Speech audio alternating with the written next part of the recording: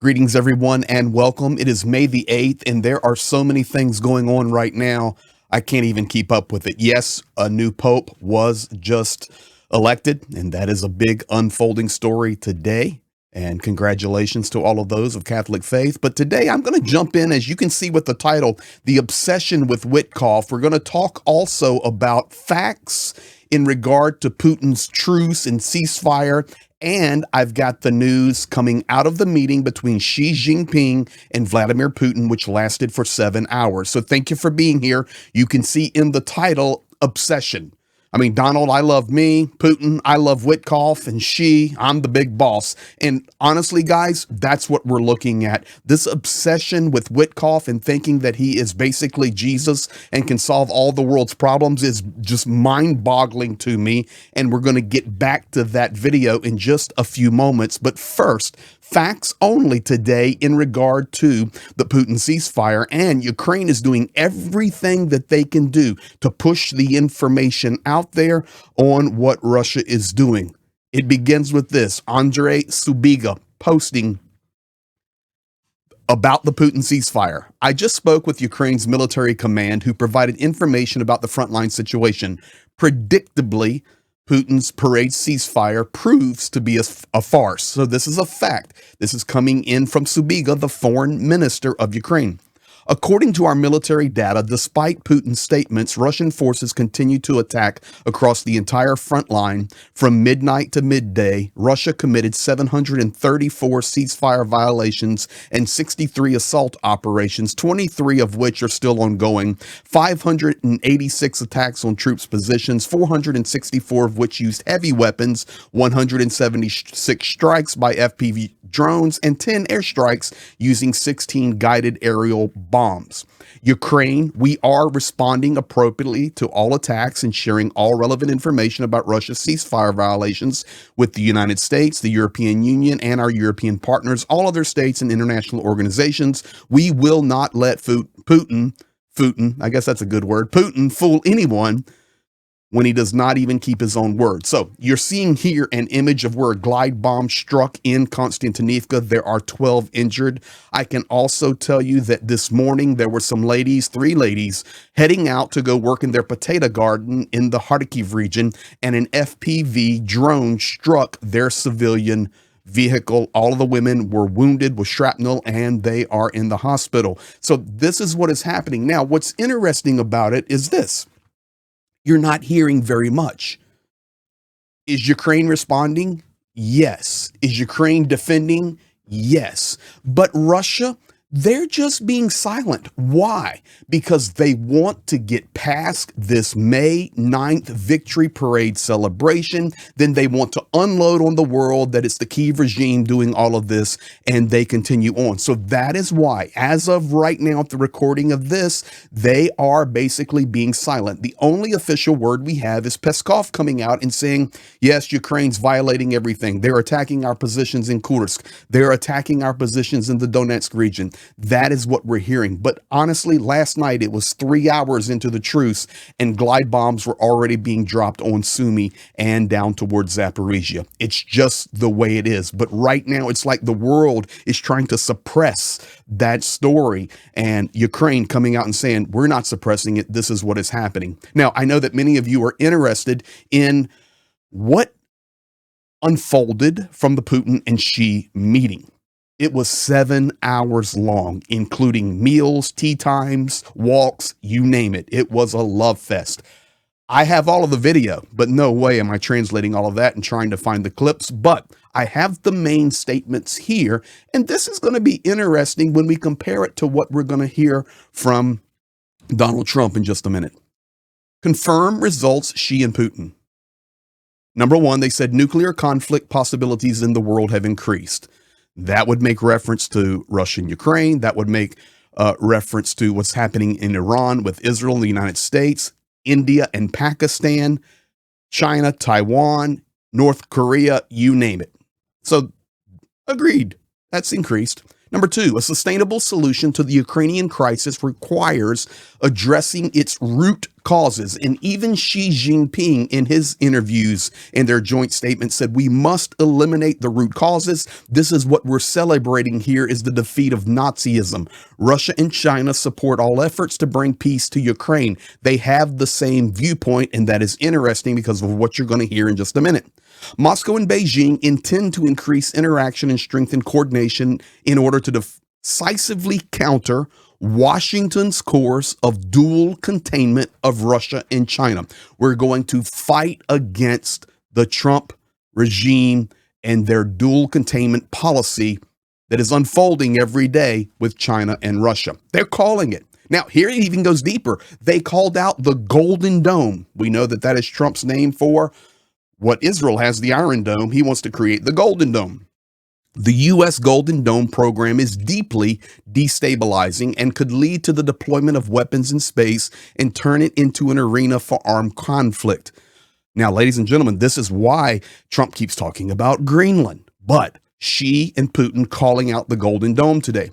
Russia and China are concerned about the military biological activities of the United States and its allies and demand that they be stopped.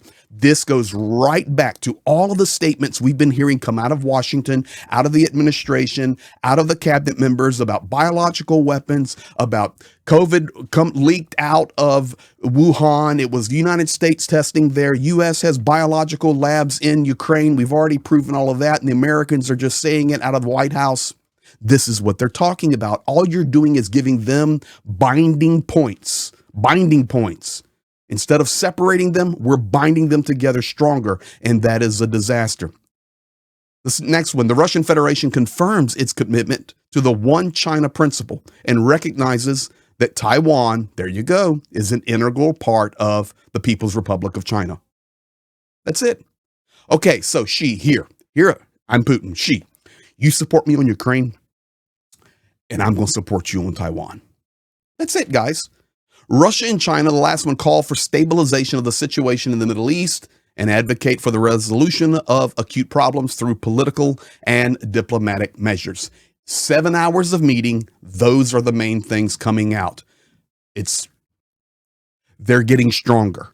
Instead of dividing them and weakening them, the tariff policy, war policies, Witkoff, the greatest ambassador since Moses came off the mountain with the 10 Commandments. Hey, we got Witkoff. No, what we're doing is we are polarizing these two nations with American policy, pushing them together, and they are kicking back. Now, okay, you have to hear it to believe it. Yes, now I will say this. The Ukrainian Rada has ratified the mineral agreement, and Trump made a statement about that and how it's going to be so great with all these rare earth resources now coming into the United States. We're going to make so much money. It's a big deal. Ladies and gentlemen, you're not getting the rare earth out of the ground in a war zone, especially when a majority of some of the most valuable rare earths are in Russian occupied territory. So yes, it's a ratified agreement. It's a positive thing. But for me, and this is interesting, what is your thought on this? I think this is what allows the United States to kind of step out. That's just my opinion. I could be dead wrong. So Witkoff, a true professional who has great relationships with both countries. Okay, here it is. No, I think we're making good progress. The fighting is a little bit different than it was.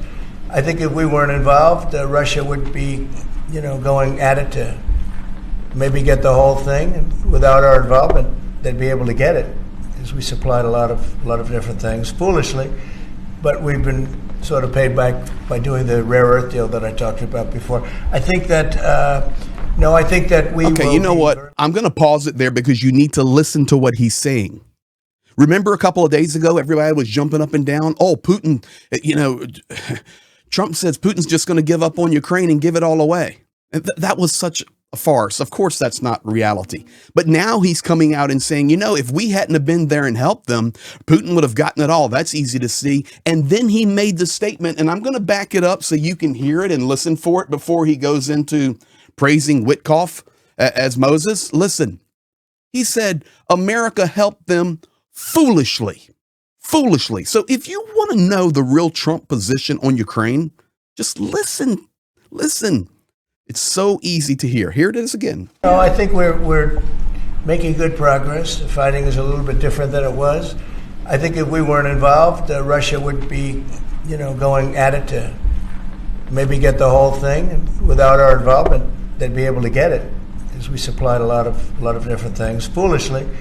But we've been sort of paid back by doing the rare earth deal that I talked about before. I think that I think that we will be very much involved in trying to get that bloodbath. It's a bloodbath. It's a horrible situation. 5,000. It's really more than that.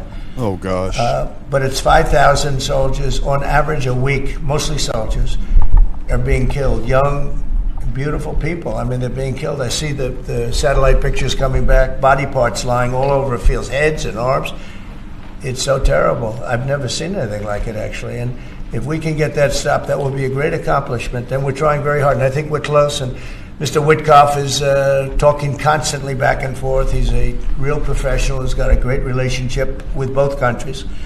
And I think we have a good chance. And likewise, we're trying to work on Iran to get that solved without having to get into any bombing, as we say, big bombing. I don't want to do that. I want them to work a deal. I want them to be very successful.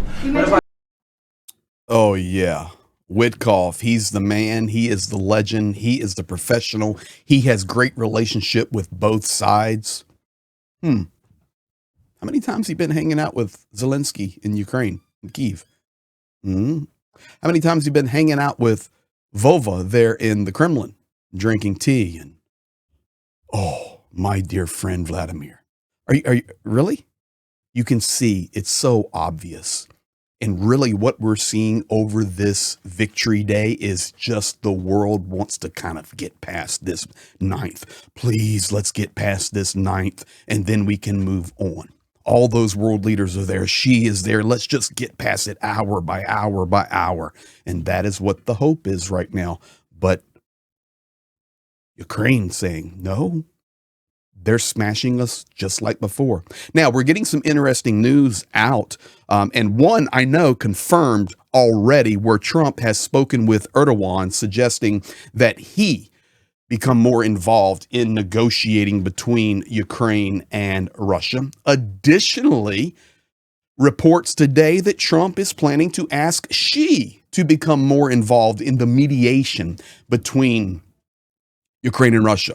Now, this is on top of the news that Trump put out that he's going to tariff China even harder if they start buying Iranian oil from this day forward.